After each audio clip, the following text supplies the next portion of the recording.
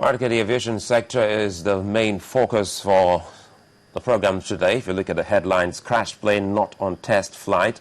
That's according to the NCAA. And of course, Nigeria's aviation sector on high-risk insurance status over crashes, just as another victim dies.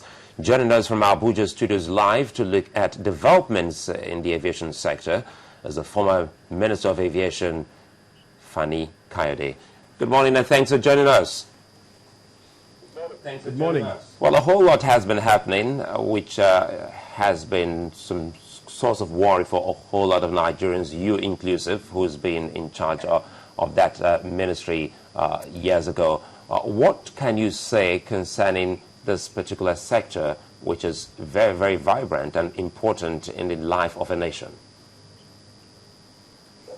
Well, thank you very much. First of all, let me say that we're all mourning the death of Chief Solomon Lah, one of the greatest leaders this country has ever had. And my prayers that his soul rests in peace.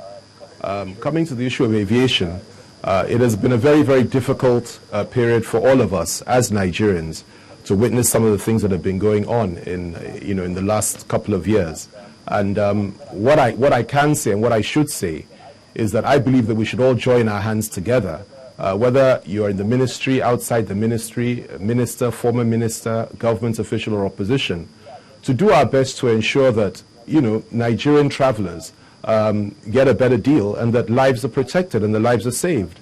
And I think it's been a checkered experience for air travelers over the last number of years, not just the last 2 years. It's been a difficult period.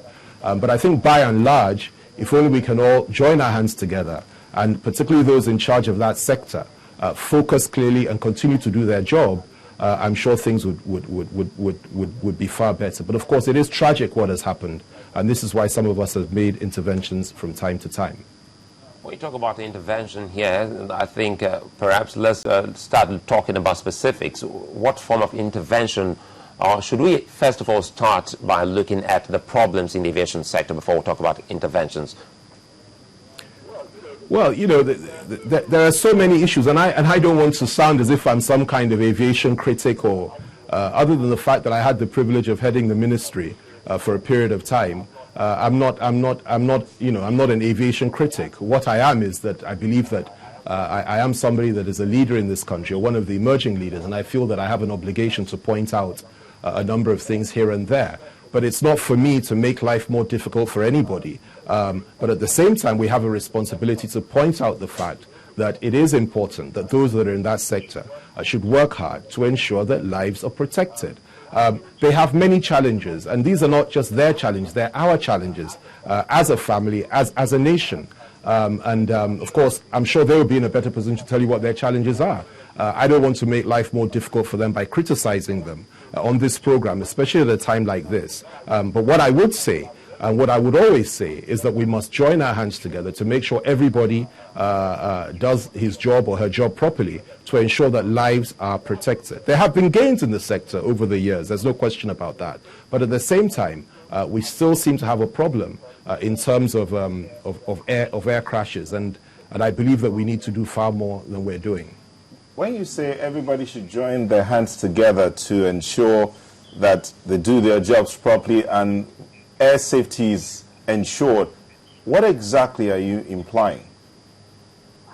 I'm not implying anything. I'm saying something, and I'm being very clear. I think we should all assist and support, if necessary criticize, but just to ensure that those that are in charge of that sector ensure that people don't die.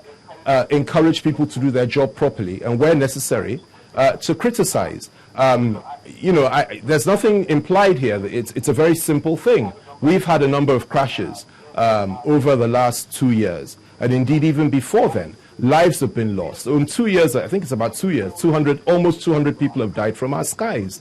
This is a matter of concern, and I think any responsible leader, when they hear the facts and the figures and look at this, would have to say, listen, however much you may like whoever's in charge or whoever's involved or who's in that sector, it is a matter of concern. People, as we speak now, are about to board a plane. And it doesn't help very much when somebody says, well, if they get up in the air, it may be an act of God that the plane suddenly crashes. We need to encourage people, and we need to try our best to support them and assure them that our skies are safe. And it's as simple as that. And I think whatever we can do that, I think we should continue to do it. I don't think it's helpful for me to be criticizing people too much that are within the sector.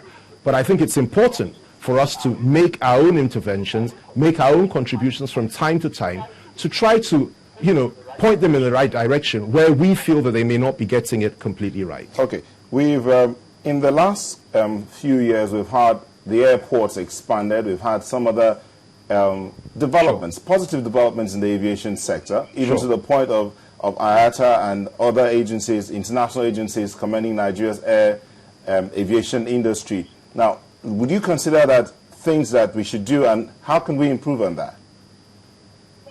No, there's no doubt about it. I mean, the terminals have been expanded. The airports are beautiful.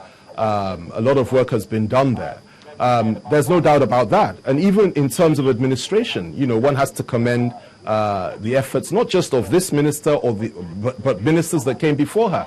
I mean, about 4 or 5 ministers have been there since we left. And I think everybody has put in their own efforts and done their bit. Nobody's perfect, but everybody has done their very best. There's no question about that.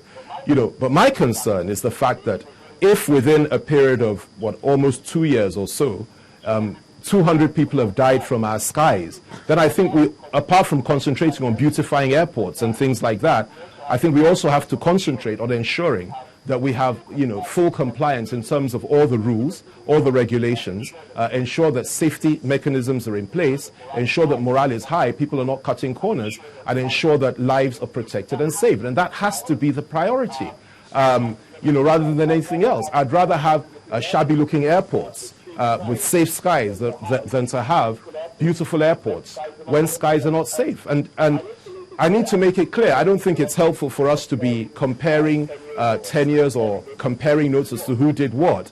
I think it's more, and I'd be glad to have a debate with anybody in terms of my tenure or the tenure of anyone else, one-on-one at any point in time. But I think for now, what we are all concerned about is trying to join hands to ensure that they ensure that people's lives are protected. And where we need to criticize, we will. And where we need to commend, we will. That's what leaders are meant to do, and we'll continue to do it. Well, it's a little difficult not to compare tenures, considering the fact that you're a former Minister of Aviation and you definitely have had the experience of wearing the shoes of the current minister. Yeah. And, I've read your write-up.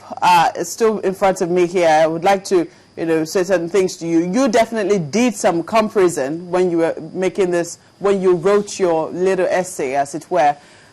You talked about... Quite a long one. It was quite a long essay, actually. You talked about crashes before your tenure, and you also talked about the fact that there were no crashes during your time, and you put it down to hard work and prayers. Am I correct in that? I didn't hear you. Could you repeat? I'm saying that it is hard not to compare, because in the write-up you had published and you put online, some people did see that there was some comparison there. And you talked about crashes before your tenure, and during your tenure there were no crashes. You put that down to hard work and prayers. Yes. In other words, you still had faith in God, and despite all that you had done, you prayed to God that all will be well.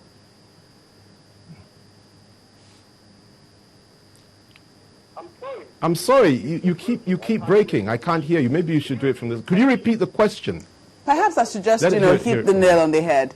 You have faith in God that, in spite of all that you did during your time, that all will work and there will be no accidents. Yes. Yes. So you do know that the hand of faith could always play in despite all your best efforts, right?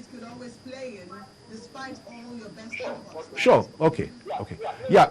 No. But of course, I mean, look, listen, the point is this. You need to work hard. You need to ensure that the right things are done and that everybody does his job properly. And you need to ensure there's full compliance with all the regulations and all the rules. Now, having done all that you can possibly do, then, of course, you have to pray. And I'm a man of faith. I carry my faith into everything. If anybody tells you that prayer has no place in anything that we do, then I believe that person perhaps needs prayers themselves. It's very important that we pray. But I don't believe that you just sit down and pray and you don't work hard. No, you get down, you pray hard, you work hard. When we came into aviation, or when I came into aviation, it was a situation that, you know the background, you said you read the article. It was a very drastic and a very pitiful situation, tragic situation, where 453 people had been killed in the space of just 1 year. And of course, that's an emergency situation, 5 crashes. And I had to come in to do a specific job, and that job was to stop the planes from crashing. In order to achieve that, we put specific things in place. One, full compliance of all the regulations. In other words, no cutting of corners. The parastatals had to do their work, NCA did its work, no cutting of corners. The airline operators had to be put in their place to ensure that they do not do anything that is wrong, and all the